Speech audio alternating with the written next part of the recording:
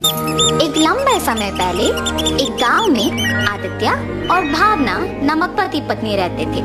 उनका चित्रा नामक एक सुंदर सी बेटी थी।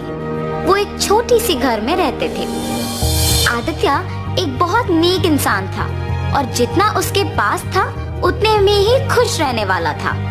वो पानी पूरी बेच के आए हुए पैसों से ही अपने परिवार की देखभाल करता था। हर रोज वो सुबह उठ के पानी पूरी बना के बेचने जाता था। पानी पूरी स्वादिष्ट पानी पूरी। एक बार खाना काफी नहीं होता है, बार बार खाने का मन करता है। 10 रुपयों का एक प्लेट, आइए आइए।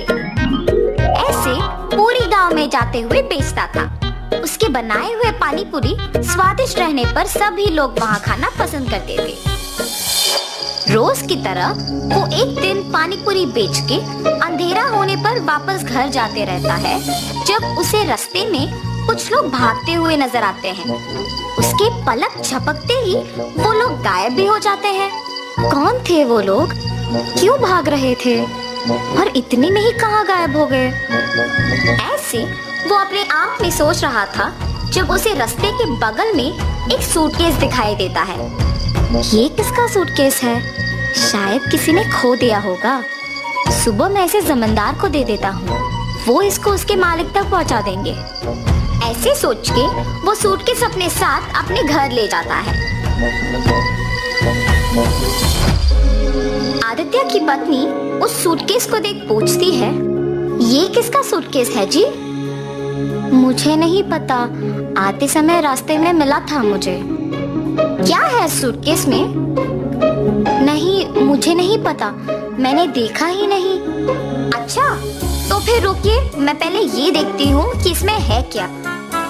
और ऐसे सूटकेस खोलती है। सुनिए, इधर आके देखिए तो कि इसमें है क्या। हाँ, क्या है? पास आके देखने पर वो सूटकेस हीरे, मोती और सोने से भरा हुआ था। देखा आपने? कितने हीरे, कितना सोना है इसमें। अब हमें कभी वापस मेहनत करने की जरूरत ही नहीं पड़ेगी। भावना, ये सूटकेस हमारा नहीं है, किसी ने खो दिया इसे। कल सुबह इसे जमींदार के हवाले करने इसे लेके आया हूँ। तो आप क्या इसे जमींदार को लौटाएंगे? हाँ, मैं ये स्वीकार नहीं करूँगी। हम इस सूटकेस को हमारे ही पास रखेंगे। आपको मेहनत करने की जरूरत ही नहीं पड़ेगी। हम आखिरकार बहुत खुश रहेंगे। अपनी पत्नी का उस बात ना स्वीकार करने पर आदित्य उसे दुख ना पहुंचाने के लिए उसे कुछ नहीं कहता है और सोच में पड़ जाता है। अगर मैं उन हीरे और मोती को लेता हूँ तो गलत है, पर अगर मेरी पत्नी वो सब लेती है तो वो मेरी गलती नहीं है ना। ऐसे सोचकर अपनी पत्नी से कहता है, किसी और का कमाया हुआ मुझे खर्च करना ठीक नहीं लगता है। मैं अपने पानीपुरी का दुकान ही चलाऊंगा। तुम्हें जो पसंद तुम वही करो। ऐसे कहने पर उसकी बीवी बहुत खुश होती है। कुछ दिन बाद उसकी पत्नी मिले हुए हीरे, मोती और सोना बेच के एक बड़ा सा घर खरीदती है और वे सब उसी घर में चले जाते हैं। मगर आदित्य अपना पानीपुरी का व्यापार नहीं छोड़ता है।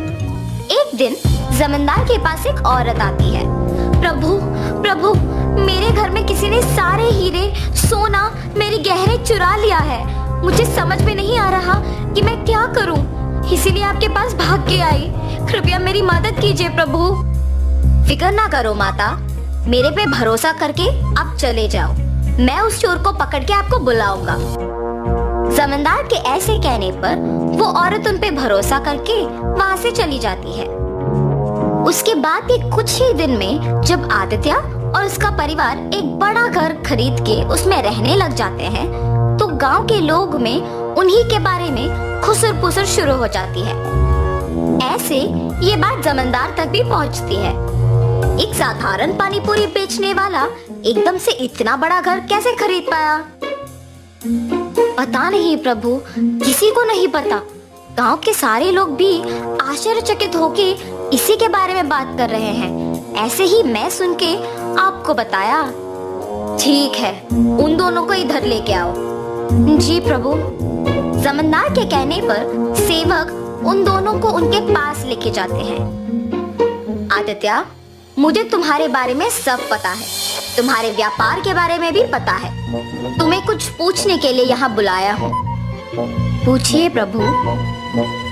कुछ नहीं, तुम इतने कम दिनों में उतना बड़ा घर कैसे खरीद पाए हो? सच बताओ। क्या ये पूछने के लिए जमींदार हमें यहाँ तक बुलाए हैं? मुझे ही बताना होगा कुछ, वरना मेरे पति सब सच बता देंगे। मेरे पति का कमाया हुआ पैसा हम बचा बचा के ये घर खरीद पाए हैं प्रभु। ऐसे हिम्मत से बोलती है ताकि किसी को शक ना आए। माता, आप पे कोई इल्जाम लगाने के लिए मैं आप लोगों को यहाँ नहीं बुलाया हूँ।